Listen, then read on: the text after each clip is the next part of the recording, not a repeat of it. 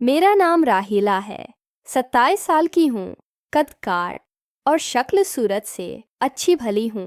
लिखना मेरा शौक नहीं है, पर दूसरों की कहानियाँ पढ़ पढ़ के ख्याल आया कि क्यों ना अपनी कहानी भी आप लोगों से शायर करो। हवा कुछ यूँ था कि मैं इस वक्त तकरीबन 16 साल की थी जब हमारे मीट्रिक के इम्तहान होने वाले थे।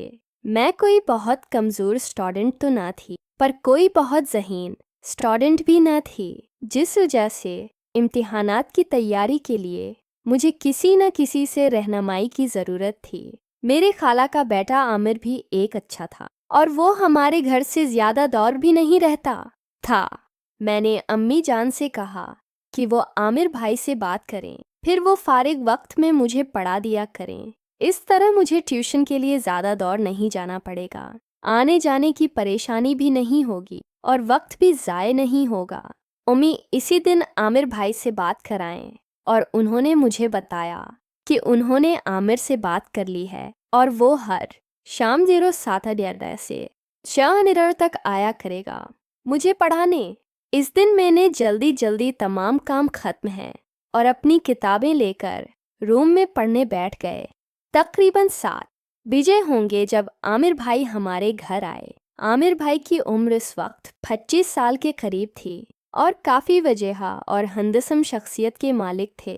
रस्म सलाम दादा के बाद मुझसे मुखातब होते हुए बोले, अच्छा तो मेरे शागिर्द पढ़ाई के लिए तैयार। मैंने भी सब हिलाते हुए कहा कि जी भाई जान, ये बताओ किस सब्जेक्ट में खुद को ज़्यादा कमज़ोर समझती हो। आमिर भाई ने मेरी किताब उठाकर इसके वरक खिलते हुए किताब पर ही नज़रें जमाए मुझसे दूसरा सवाल पूछा तो मैंने उन्हें बताया कि मैथ और इंग्लिश में कमज़ोर हूँ।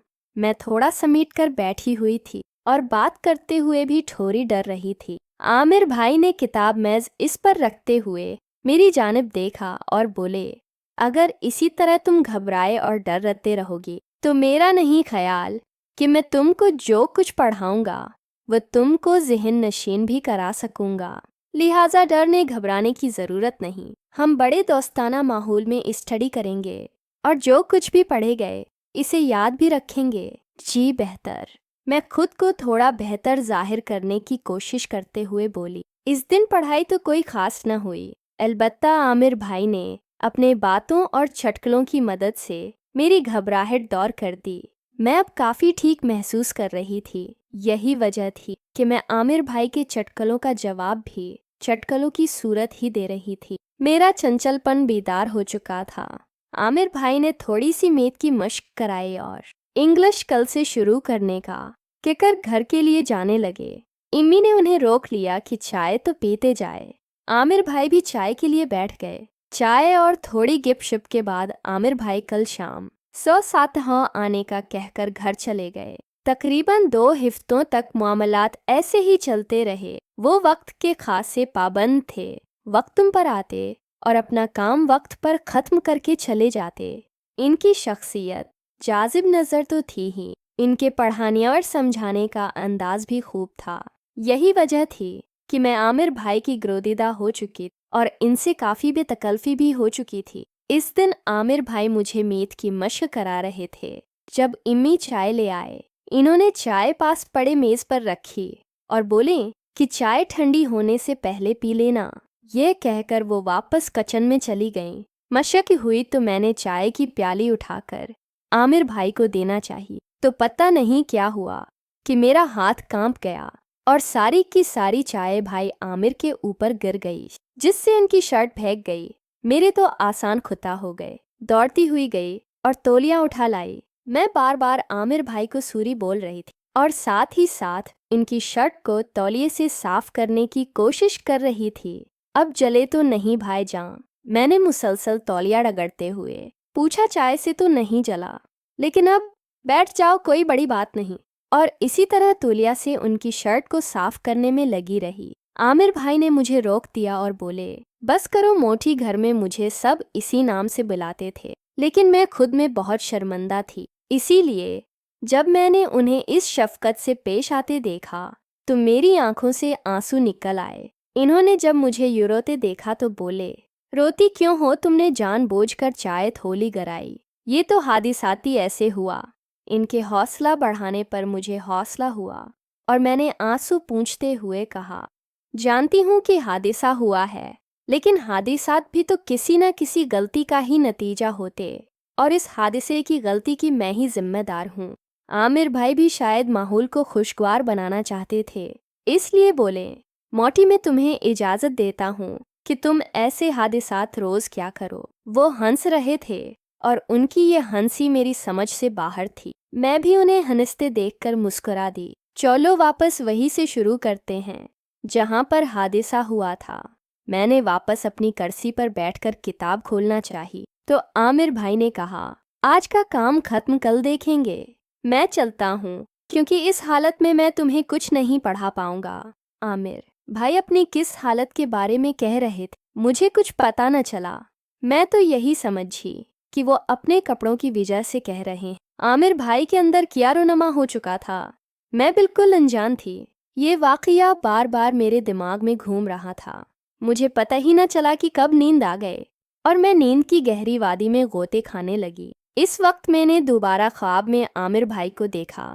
کبھی ہم کسی ندی کے کنارے بیٹھے باتیں کر رہے ہوتے، کبھی کسی پارک کے کونے میں کسی بنچ پر بیٹھے کچھ راز و نیاز کی باتیں کر رہے ہوتے، کبھی جنگلوں اور صحراؤں میں تو کبھی تھاٹے مارتے سمندر کی لہروں سے کھیل رہے ہوتے۔ غرض اس رات میں نے اور عامر بھائی نے مل کر دنیا جہان کی سیر کی۔ میں اس دن بہت گہری نیند سوئی۔ صبح اٹھیں تو میرے خواب کا ہر منظر میرے ذہن میں نقش تھا۔ میں بستر سے اٹھنا ہی نہیں چاہ رہی تھی، میں ان خوابوں کی دنیا سے نکلنا ہی نہیں چاہ رہی تھی۔ مجھے علم نہیں کہ ایسا کیوں ہوا۔ آخر 9 بجے بھائی عامر گھر جانے کے لیے اٹھے تو میں بھی کتابیں سمیٹ کر نیکسٹ میں واپس جائیں گے روم میں آئی تو شہزاد بھائی وہاں موجود نہیں تھے۔ مجھے پریشانی ہوئی کہ ایسا کیا ہوا کہ وہ بتائے بغیر ہی چلے گئے۔ 80 وقت امیداں روم میں آئی تو انہوں نے بتایا کہ شہزاد کہہ رہا تھا کہ اس کے سر میں درد ہو رہا ہے اور بجلی بھی نہیں ہے، اس لیے وہ گھر جا رہا ہے۔ میں نے بھی کتابیں سمیٹیں اور اپنے بیڈ روم میں چلی آئی۔ میری سوچ کا محور بس شہزاد بھائی ہی تھے۔ اس رات بھی میں انہی سوچوں میں رقص ہو گئی۔ صبح ہتھی تو شہزاد بھائی کے ہی شہر میں سارا دن مسحور ہوتی رہی۔ شام ہونے سے پہلے ہی میں شام کا بے چینی سے انتظار کرنے لگی۔ میں دیکھنا چاہتی تھی کہ شہزاد بھائی آج کیسے برتاؤ کرتے ہیں، لیکن وقت ہونے کے باوجود وہ نہیں آئے۔ میں انتظار کرتی رہی، لیکن میرا انتظار بس انتظار ہے رہا۔ ونیت 6 AM تک نہیں آئے تو میں نے امید سے کہا کہ خیر ہو شہزاد بھائی، پتہ نہیں آج کیوں نہیں آئے۔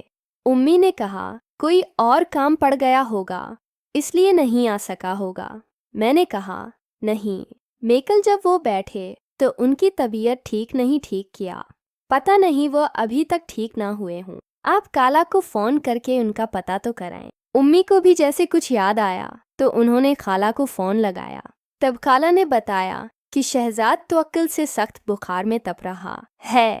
صبح میں انگی کو ساتھ لے کر ان کا پتہ لینے خالہ کے گھر گئے تو دیکھا شہزاد بھائی واقعی بخار کی وجہ سے بستر میں پڑے تھے۔ تھوڑی سی رسمی بات چیت کے بعد میں ادھر ہی بیٹھ گئی۔ خالہ اور امی بھی ساتھ بیٹھی اپنی باتوں میں مصروف ہو گئی۔ شہزاد بھائی نے اقبالگی ہماری طرف دیکھا، پھر انہوں نے اپنی آنکھیں موند لے۔ ہم خالہ اور امی کی موجودگی میں کوئی بات نہیں کر سکتے تھے، اس لیے ہم خاموش بیٹھے تھے جبکہ خالہ اور امی باتیں کر رہے تھے۔ باتوں باتوں میں خالہ نے بتایا کہ ان کی سہیلی کی بیٹی کی شادی تھی جہاں ان کا جانا بہت ضروری تھا، لیکن نہیں جا سکتی۔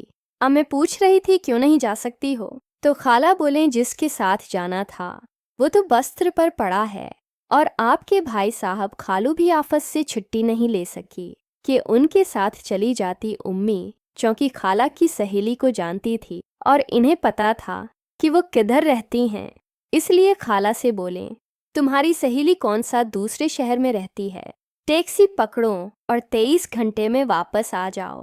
میں نے یہ سانحہ تو میرے دماغ میں ادا آیا کہ اگر امی اور خالہ شادی پر چلی جائیں تو مجھے شہزاد بھائی سے اکیلے میں بات کرنے کا موقع مل جائے گا۔ یہی سوچ کر میں نے بھی امید کی تائید میں کہا خالہ اگر آپ کی سہیلی 80 شہر میں رہتی ہیں تو تب آپ ضرور ہو آئیں۔ शहजाद भाई की फिक्र ना करें, 2-3 घंटों तक हम उनकी तीमारदारी कर लेंगे। खाला और उम्मीद दोनों को मैंने शादी में जाने पर आमादा कर लिया। अगरचा उम्मीद जाना नहीं चाहते थी। इन दोनों के जाने के बाद में और शहजाद भाई अब घर में अकेले थे। कोई 15 मिनट तक हम में कोई बात ना हुई। शहजाद भाई वैसे ही आंखें मूंदे लेते रहे। शायद वो मेरा इंतजार कर रहे थे कि मैं कोई बात शुरू करूंगी, लेकिन मैं तज़ब जुल्म में रहिए के बाद शुरू कैसे करूं और कौन सी बात करूं। तन्हाई और खामोशी लो माहौल पर अजब पर सराह रेत थी। शहजाद भाई ने मेरी आंखें खोली और कहा, नबी लातिम ने मुझे जला डाला।